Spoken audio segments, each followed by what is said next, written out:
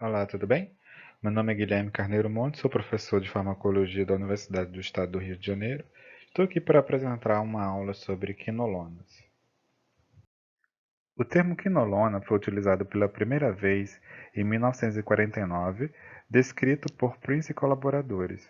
Eles descreveram essa molécula que continha ácido carboxílico em suas estruturas quinoleinas, que vão também conter o oxigênio na função cetona, e essa substância ela é obtida da degradação de certos alcaloides, e que não se tinha, então, uma atividade biológica descrita naquela época. Em 1962, Lesh e colaboradores, nos Estados Unidos, noticiaram que durante o processo de síntese da cloroquina, que é um fármaco antimalárico e que não serve para tratar a Covid-19, descreveram então uma substância derivada da cloroquina, uma substância essa que era halogenada, a 7-cloroquinolina, a qual demonstrou uma ação contra bactérias gram-negativas. A partir daí, então, foi descoberto o ácido nalidíxico, a primeira substância atualmente conhecida como quinolona, e também se faz de uso clínico. Então, ela mostrou essa ação bactericidas, principalmente contra bactérias gram-negativas. Então, aqui na figura vocês podem ver a cloroquina com o seu derivado, dando origem ao ácido nalidíxico. Bom, e fazendo uma relação estrutura-atividade das quinolonas com seu efeito farmacológico, eles estão muito interligados. Por quê? Aqui na figura a gente vê, de uma maneira geral, a molécula das quinolonas, em que você percebe que ela possui dois anéis interligados, e com uma modificação na sua estrutura química, você tem o efeito farmacológico e também com essas mudanças você tem uma melhora desses efeitos farmacológicos. Então aqui o anel pirimidônico, aqui em vermelho, contém aqui no carbono C3 o ácido carboxílico, e essa região ela é essencial para o efeito farmacológico, porque essa região ela vai interagir com o DNA bacteriano, originando então assim o mecanismo molecular de ação das quinolonas. A região entre o carbono C3 e C4 é uma região quelatogênica. O que isso quer dizer? Essa região ela vai interagir com íons di e trivalente, tais como o cálcio, o magnésio e o ferro. Esses íons, ao interagir com a molécula da quinolônica, vão formar quelatos, que são substâncias insolúveis, gerando problemas de interação então com esses metais.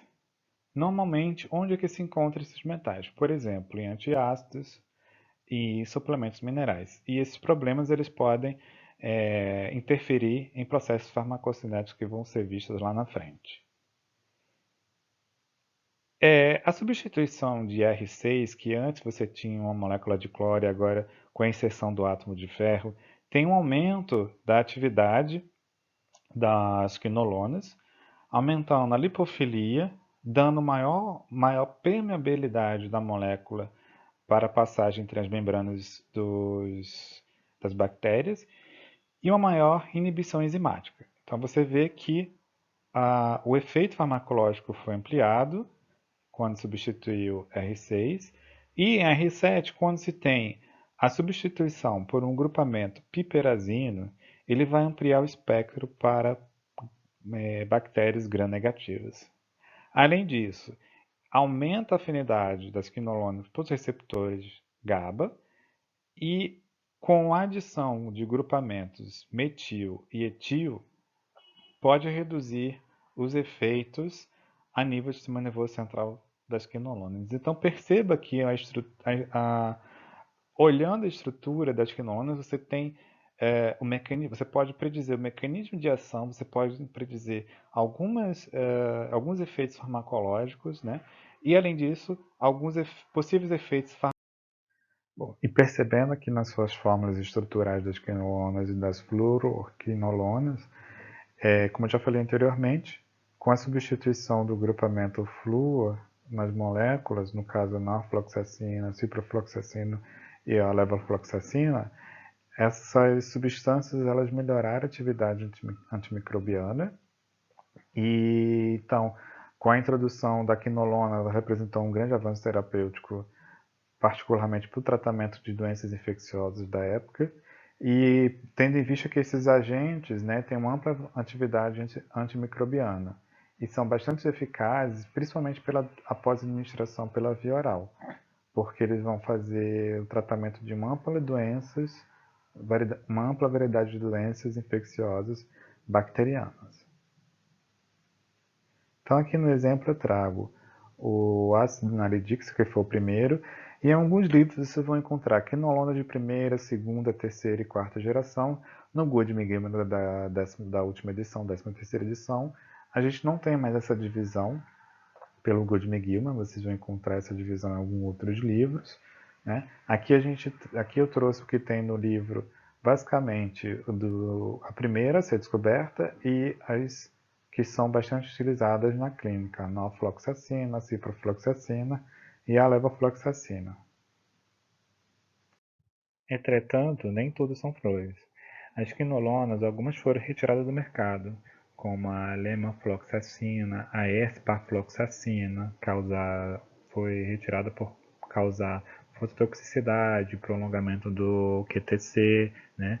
A gatifloxacina provocava hipoglicemia, a temafloxacina anemia hemolítica, imunológica, enfim, alguns exemplos aqui sobre os efeitos adversos que algumas foram retiradas do mercado. E como mecanismo molecular de ação, as quinolonas elas têm como principal mecanismo, né, a inibição da enzima DNA gerase bacteriana e também da enzima topoisomerase 4 bacteriana.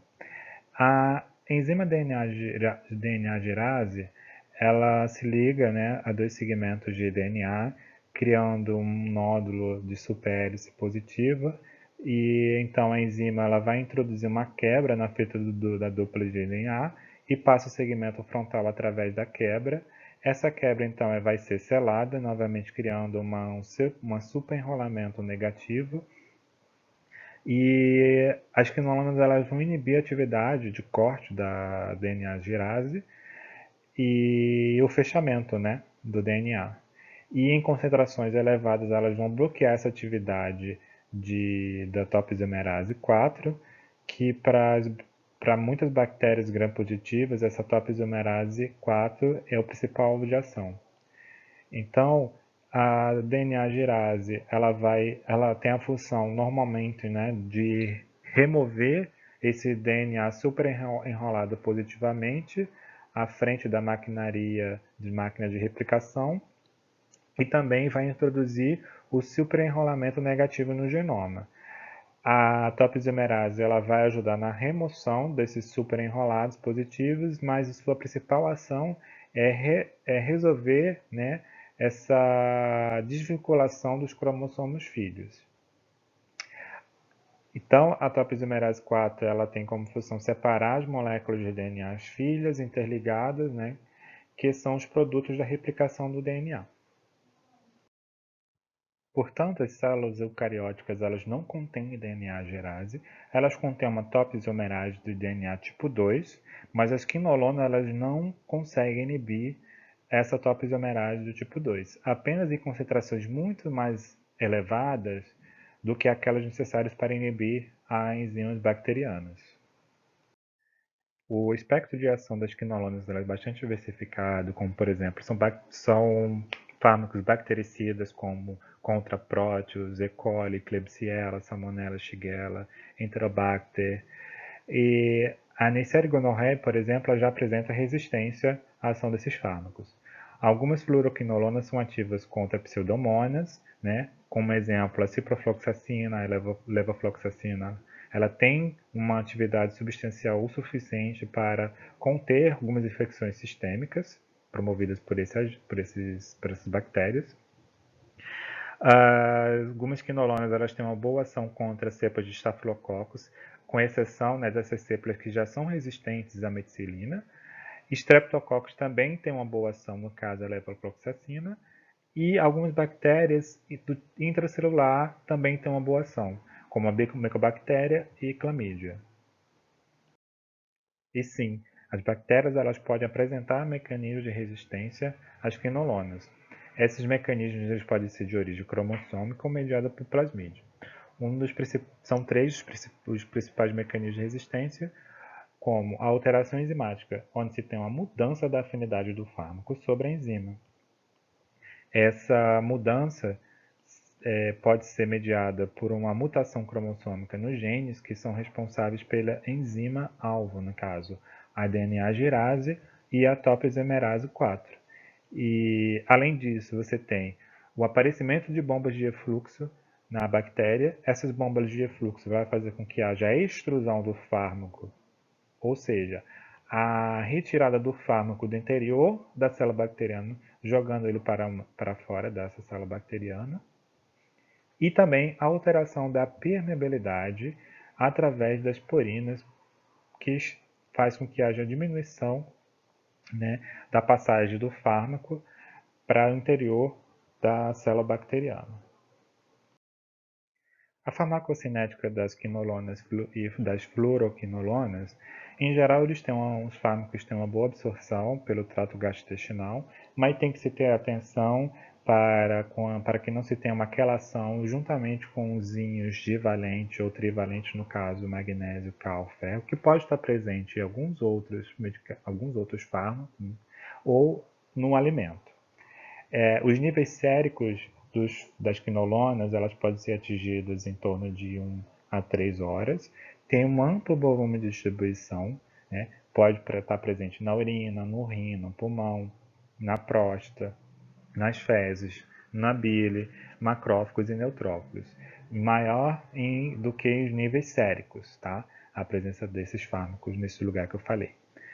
A ligação à proteína plasmática ela está normalmente entre 15% a 30%.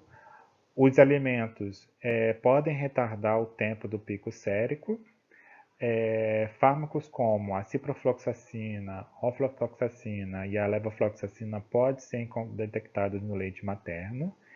E a eliminação desses fármacos é através dos rins, com exceção da amoxifloxacina.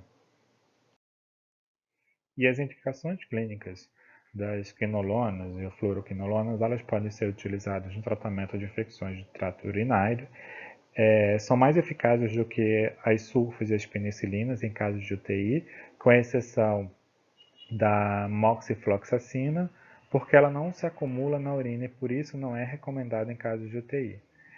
Em cistites e pielonefrites não complicadas, pode-se utilizar, né, no caso da cistite por 3 dias ou da pielonefrite por 5 dias. Na prostatite, a norfloxacina, a ciprofloxacina, ofloxacina e a levofloxacina podem ser administrados por um período de 4 a 6 semanas e parecem ser bem eficazes em pacientes que não respondem ao tratamento com sulfa e trimetoprim.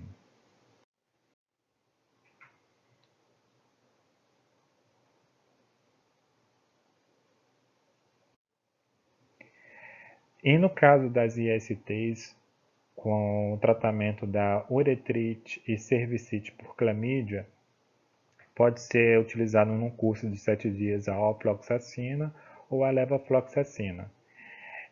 Em tratamento da gonorreia, como eu já falei anteriormente, nesse gonorreia apresenta já resistência às ações das quinolonas, não é recomendado e sim a primeira escolha para o tratamento da gonorreia é a ceftriaxona. Nas infecções abdominais e gastrointestinais, as quinolonas podem ser utilizadas para tratamento da diarreia de viajante, assim como da febre entérica causada por salmonela e infecções intraabdominais complicadas. Viu-se que a moxifloxacina apresentou uma eficácia bastante semelhante à piperacilina e ao tazobactam. Continuando as indicações clínicas das quinolonas, podem ser utilizadas em infecções do trato respiratório, para o tratamento de pneumonia adquirida em comunidade, e em sinusite não responsiva a outros agentes de espectro mais estreitos. Assim como também pode ser utilizado em pacientes com fibrose cística. A recomendação é o uso da ciprofloxacina ou levofloxacina, e também em casos de exacerbações respiratórias leves a moderadas devido à pseudomonas aeruginosa. Em infecções ósseas, articulares e tecidos moles, as quinolonas podem ser utilizadas no tratamento crônico da osteomielite, que essa atividade antimicrobiana ela vai ser para o tratamento de cepas de Staphylococcus aureus ou bastonetes gram-negativos. Em infecções articulares proteicas precoces, pode ser utilizada a fluoroquinolona juntamente com a rifampicina. Essa terapia combinada ela tem sido bastante eficaz na redução do desenvolvimento de resistência e proporcionados uma boa taxa de cura desses pacientes. A ciprofloxacina e a levofloxacina elas podem ser utilizadas para a profilaxia do antraz, causadas pelo bacilo anthracis, e também são eficazes para o tratamento da tularemia, que é uma doença febril causada por Francisella tularensis e pode ser semelhante à febre tifoide. As quinolonas também podem ser utilizadas nos tratamentos de tuberculose muito resistentes a outros fármacos e infecções micobacterianas atípicas, assim como também elas podem ser utilizadas na profilaxia em pacientes neutropênicos. Estudos apontaram que houve uma diminuição de incidências à bacteremia gram-negativa na profilaxia com esses pacientes. E os principais efeitos adversos que as quinolonas podem ocasionar no paciente são náuseas, vômitos, desconforto abdominal, cefaleia, tontura, alucinações, delírio, urticária, angioedema, convulsões que aparece quando o paciente faz uso concomitante da teofilina ou algum tipo de AINES, dores nas articulações, onde pode promover uma ruptura no tendão ou uma tendinite, geralmente no tendão de Aquiles, arritmias que podem ser perceptíveis pelo prolongamento do tipo no eletrocardiograma, pelo prolongamento do QTc ou torsat points. Cerca de 1 a 3% dos pacientes podem apresentar leucopenia e eosinofilia, assim como cerca de 1% dos pacientes podem apresentar um aumento de níveis de transaminases.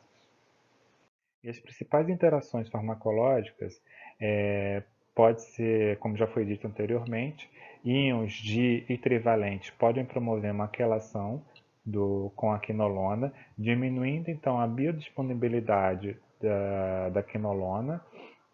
Normalmente, recomenda-se administrar esses fármacos que possuem íons de trivalente, como por exemplo antiácidos, 2 horas antes da administração da quinolona, ou também fazer o uso de suplementos minerais que contenham esses íons cerca de 2 horas antes.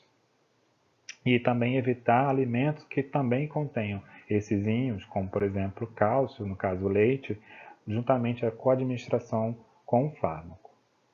A ciprofloxacina ela inibe o metabolismo da teofilina e pode ocorrer uma toxicidade, com concentrações elevadas da metilxantina, que são metabólitos secundários derivados da purina, que ocorrem naturalmente em muitas espécies de plantas. Os produtos mais famosos que podem conter a metilxantina podem ser o café, chás, chocolate e guaranás. O AINE também pode aumentar o deslocamento de GABA, de seus receptores, assim como a quinolona, aumentando então assim mais ainda os efeitos adversos neurológicos. Esses fármacos, as quinolonas, elas são contraindicadas em pacientes que usam antiarrítmicos da classe 3, como a miodarona, e da classe 1A, como a quinidina e a procaína, devido ao risco do prolongamento do intervalo QT, e as quinolonas devem ser usadas com cautela nesses pacientes que usam esses fármacos antiarrítmicos. Pacientes que possuem diabetes, devido àqueles que eu já citei anteriormente, que pode promover a hipoglicemia, A moxifloxacina, ela não pode ser administrada em paciente com insuficiência hepática. A segurança das quinolonas durante a gravidez ainda não foi muito bem estabelecida, então por isso a gente não sabe se ela promove um efeito teratogênico, e evitar as quinolonas, a administração de quinolonas em pacientes lactantes, devido que o fármaco pode estar presente no leite materno. E aqui eu trago um quadro geral das quinolonas, que contém a via de administração, a dose em adulto, intervalos de horas, né, e a dose e intervalos ajustados para esses pacientes. Esse quadro você pode encontrar no site da Anvisa com relação a antimicrobianos. E eu quero agradecer muito a atenção de vocês para essa aula. Espero que tenha contribuído nos estudos e muito obrigado.